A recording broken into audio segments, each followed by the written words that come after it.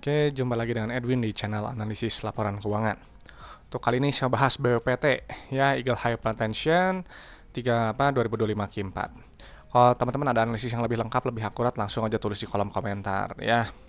Nah, untuk BWPT ini perusahaan kan IPO tahun tahun 2009 ya. Nah, tapi gitu ya, ini reward bagi dividen cuma sampai di tahun buku 2013 ya. Kemana nih gitu. Jadi kalau nggak ada reward bagian dividen gitu ya, terutama 3 tahun ke belakang, biasanya saya langsung close saja laporan keuangannya gitu ya, karena buat saya penting itu perusahaan itu bagi dividen. Kenapa? Karena perusahaan yang bagi dividen itu adalah perusahaan yang memang sudah terbukti profit dari bisnisnya ya, dan juga punya kondisi keuangan yang sehat. Jadi kalau nggak bagi dividen ya bisa jadi perusahaan tersebut ya cuman untung di atas kertas saja, atau ada masalah sama bisnisnya, atau mungkin cuma memperkaya owner perusahaannya aja yang biasanya merangkap sebagai komisaris dan direksi. Ya, jadi untuk BWPT nggak ada dividen, ya berarti nggak ada nilai tambah untuk pemegang sahamnya. Selanjutnya kita langsung pilih aja ke kas tarakas. Ya, langsung kita pilih kas dan bank ya. Nah, yang ini nilainya. Kenapa kita harus lihat kas tarakas? Karena kas tarakas ini adalah jumlah uang yang ada dalam dompet perusahaan ya. Jadi si uang kas ini punya fungsi untuk bayar operasional, ekspansi, dan juga untuk bayar pinjaman ke bank.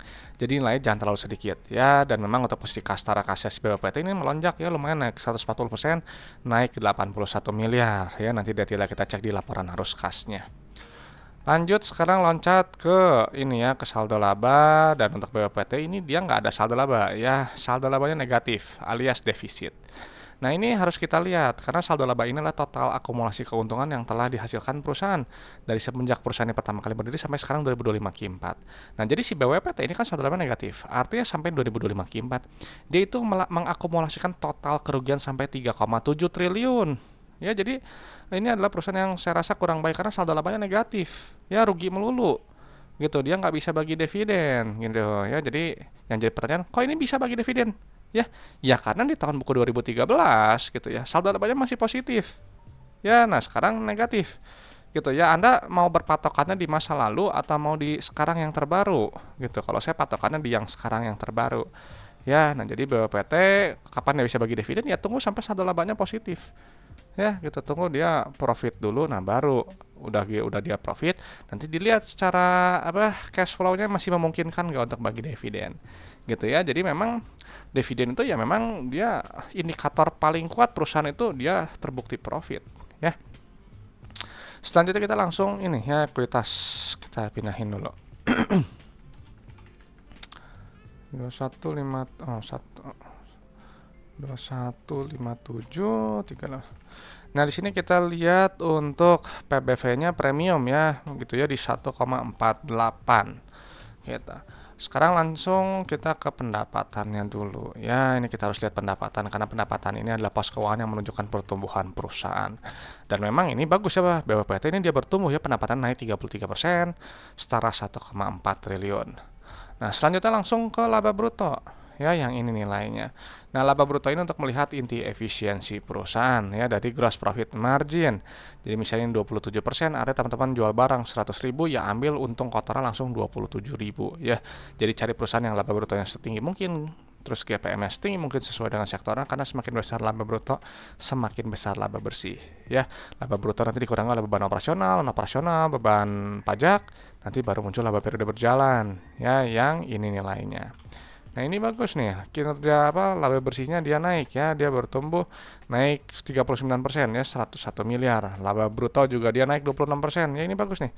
Kinerja secara dari sisi profitabilitasnya dia sudah lebih baik ya. Nah, secara PER dia memang masih udah cukup murah sedikit ya, di bawah 15, tepatnya di 11,4 kali. Nah, teman-teman harus tahu ya kalau PER itu adalah jumlah waktu dalam satuan tahun untuk balik modal. Jadi kalau beli BWPT PER 11 ya holding PER itu 11 tahun. Gitu ya. Jadi kalau misalnya kurang dari setahun harganya turun terus teman-teman panik, takut, ya saya rasa berarti teman-teman kurang cocok ya untuk jangka panjang gitu. Mending jadi trader aja gitu ya. Karena trader lebih bagus gitu karena fokusnya ke jangka pendek gitu ya. Kalau mau kayak gini patokannya gitu. Kalau saya biasa pakai PER aja. Beli PER 11 ya 11 tahun, beli PER 5 ya untuk 5 tahun, PER 10 ya untuk 10 tahun. Beli PER 100 ya untuk 1 abad berarti ya. Makanya jangan terlalu tinggi PER-nya karena nggak masuk di akal gitu ya, nggak lebih murah secara profitabilitas. Selanjutnya kita langsung pilih ke penerimaan kas yang ini nilainya. Nah, ini penerimaan kas ini adalah jumlah uang yang customer bayar ke perusahaan ya.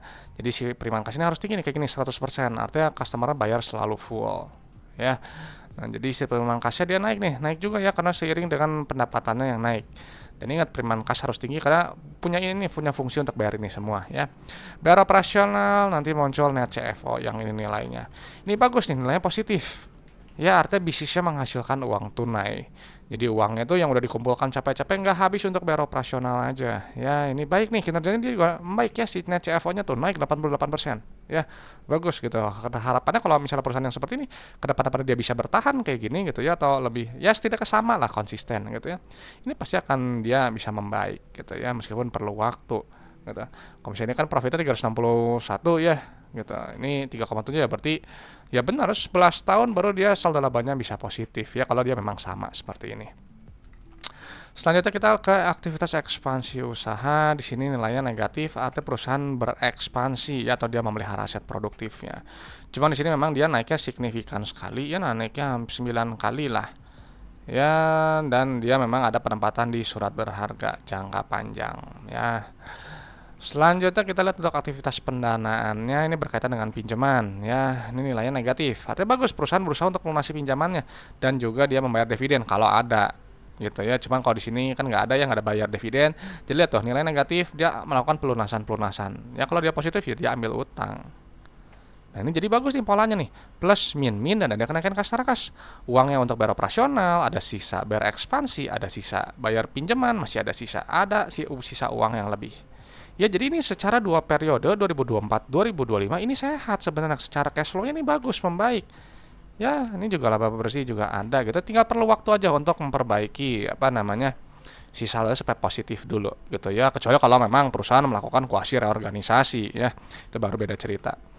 Oke, selanjutnya kita lihat untuk resiko bisnisnya berdasarkan liquidity dan solvensinya. Ya, kita pindahin dulu angkanya. Turun lagi. Nah, yang ini dulu ya. Nah, di sini kita lihatnya memang secara rasio lancar, rasio kas ini memang lemah.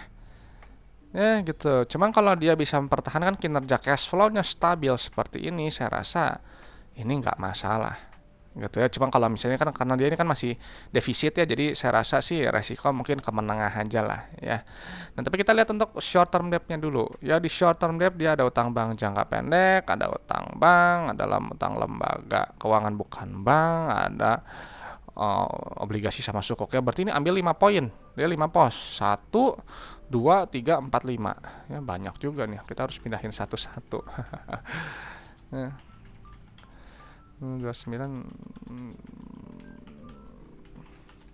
Oke ya, satu lagi di sini.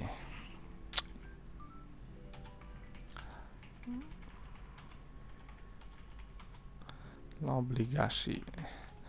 Oke ya, di sini kita lihat ya, ini memang untuk rasio kas terhadap short term debt ini 0,15 ya. Jadi utang depan mata yang harus yang kurang di setahun harus lunas itu 922 miliar. Uang di dompet cuma 139 miliar. Ya, jadi sebenarnya ini saya rasa resiko malah jadi tinggi ya, karena kan ini besarnya uang kasnya sedikit gitu. Jadi tadi kan saya bilang resiko menengah gitu, mungkin saya naik gitu jadi menengah tinggi, mungkin cenderung ke tinggi gitu meskipun cash flow-nya sehat. Cuman harus dilihat lagi ya strategi perusahaan bagaimana dia menyikapi untuk utang yang akan jatuh tempo ini. Oke, selanjutnya kita lihat untuk liabilitasnya ya, jangka panjangnya. Jangka panjang ini daerah memang tinggi ya di 2,6 gitu, tapi kita selalu lihat long term debt-nya ya. Long term debt-nya ada obligasi, sukuk, sama ini kita ambil 4 pos aja ya. Satu lagi. Oke ya, di sini kita lihat untuk long term debt to equity ini memang di atas normal, di atas 1 gitu. Biasanya maksimal di 0,5. Ya, jadi secara solvabilitas saya rasa BWPT ini dia tinggi resiko. Ya, resikonya tinggi gitu. Jangka pendek ya menengah tinggi, cenderung tinggi saya rasa. Ya, meskipun cash flow-nya sehat. Cuman ya secara total debt memang dia ada kenaikan ya, total debtnya dia naik sekitar 1%, naik sekitar 61 miliar. Nah cuman kadang yang ditakutkan kalau misalnya hutangnya terlalu besar gitu, takutnya biasanya PKPU gitu ya. Kalau nggak PKPU ya ambil utang lagi atau suntik modal gitu untuk bantu pelunasan ya, entah itu right issue atau private placement gitu, kita nggak tahu ya, nanti lihat aja nanti mungkin beritanya apa. Nah jadi setelah saya pindahkan data-data keuangannya, saya rasa BPPT masih belum baik ya kinerjanya, karena belum ada reward pembagian dividen ya, jadi belum terbukti profit gitu ya, masih perlu waktu gitu. Saldo laba juga masih defisit ya, masih mengakumulasikan total kerugian sebesar 3,7 triliun ya.